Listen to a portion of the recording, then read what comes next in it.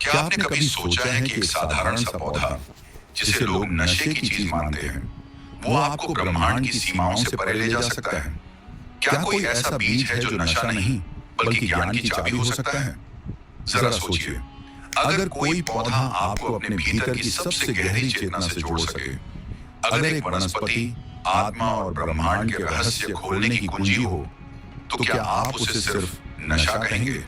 आज हम उस गूढ़ रहस्य की परतें खोलेंगे जिसे सदियों से छुपाया गया है।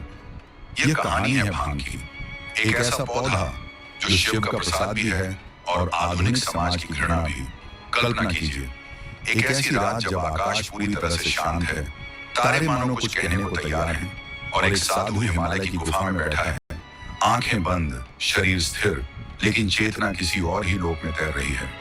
क्या वह कोई औषधि थी जिसने उसे इस अलौकिक अनुभव तक पहुंचाया, या कोई साधना? क्या हो अगर हम आपको बताएं कि वह साधु शिव का उपासक था और उसने ध्यान से पूर्व जो ग्रहण किया था वह कोई नशा नहीं बल्कि एक पवित्र प्रसाद था, भांग। लेकिन रुकिए, क्या आपने भांग को अब तक एक नशीली चीज माना है? तो यह कहानी आपके सोच के हर दरवाजे को खोल सकती है। आज हम जानेंगे, क्या भांग सचमुच आत्मज्ञान की ओर ले जा सकती है, या यह सब केवल भ्रम है?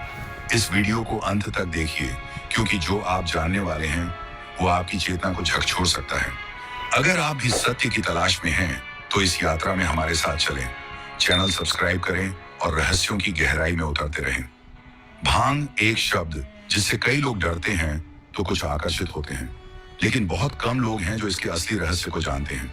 आज भांग को अक्सर ड्रग, नशा, खतरनाक पदार्थ जैसे टैग्स से जोड़ा जाता है, लेकिन क्या आप जानते हैं कि यह वही पौधा है जिसे कभी देवताओं का अमृत कहा जाता था? हमारे ऋषि मुनियों ने इसे औषधि नहीं, एक साधना का हिस्सा माना। यह सिर्फ एक हरी पत्तियों वाली वनस्पति नहीं थी, बल्कि एक चेतना को खोलने वाला द्वार, एक दिव्य रहस्य। हजारों साल पहले, जब विज्ञान की भाषा नहीं थी, तब भी हमारे पूर्वजों ने इसके गूढ़ प्रभावों को समझा था। भांग को केवल शरीर को प्रभावित करने वाला पदार्थ नहीं, बल्कि मस्तिष्क के अदृश्य द्वारों को खोलने वाला कूट ज्ञान माना गया। लेकिन समय बदला, समाज बदला, और धीरे धीरे भांग की पहचान एक नशे में बदल दी गई। तो क्या यह केवल एक ऐतिहासिक संयोग था, या फिर जानबूझकर इस रहस्य को छिपाया गया? यदि हम भारतीय संस्कृति के सबसे रहस्यमय और शक्तिशाली देवता महादेव शिव की बात करें, तो भांग को उनसे अलग नहीं किया जा सकता। कथाओं में कहा गया है कि जब देवता और असुरों ने समुद्र मंथन किया, तो उसमें से हलाहल विष निकला, पूरा ब्रह्मांड थम गया। तब महादेव ने वह विष पी लिया और उनकी तपस्या की अग्नि को शांत करने के लिए भांग को उनके लिए अर्पित किया गया। कहते हैं जब शिव ध्यान में लीन होते हैं तो उनकी चेतना भांग के माध्यम से और भी गहरी हो जाती है। वह सिर्फ समाधि में नहीं जाते, अस्तित्व के परे चले जाते हैं। भांग उनके लिए नशा नहीं बल्कि शिवत्व का प्रवेश द्वार थी। इसीलिए आज भी महाशिवरात्रि पर शिव के भक्त भांग को प्रसाद के रूप में ग्रहण करते हैं, लेकिन यह आनंद के लिए नहीं, आत्मा से जुड़ने के लिए होता है। क्या आप जानते हैं कि जिस भांग को आज समाज में केवल एक नशीली वस्तु माना जाता है, उसका उल्लेख हमारे सबसे प्राचीन और पवित्र ग्रंथों में हुआ है? हाँ, वही वेद जो सनातन ज्ञान के शाश्वत स्रोत माने जाते हैं। अथर्व वेद, जो चिकित्सा, तंत्र और रहस्यमय शक्तियों का भंडार है, उसमें भांग को एक पवित्र पौधा जो भय, चिंता और रोगों को हरता है के रूप में वर्णित किया गया है। यह केवल एक औषधि नहीं बल्कि दैवीय आशीर्वाद के रूप में प्रतिष्ठित थी।